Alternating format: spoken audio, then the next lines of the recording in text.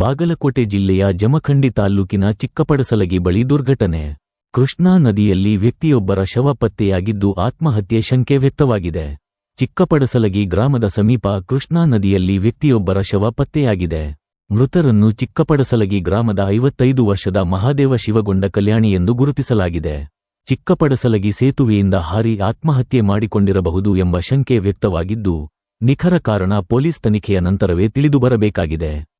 ಸ್ಥಳೀಯರು ಗಮನಿಸಿ ಪೊಲೀಸರಿಗೆ ಮಾಹಿತಿ ನೀಡಿದ ಹಿನ್ನೆಲೆಯಲ್ಲಿ ಜಮಖಂಡಿ ಗ್ರಾಮೀಣ ಪೊಲೀಸ್ ಠಾಣೆಯ ಪಿಎಸ್ಐ ಗಂಗಾಧರ ಪೂಜಾರಿ ಹಾಗೂ ಸಿಬ್ಬಂದಿಗಳು ಸ್ಥಳಕ್ಕೆ ಭೇಟಿ ನೀಡಿ ಪರಿಶೀಲನೆ ನಡೆಸಿದರು.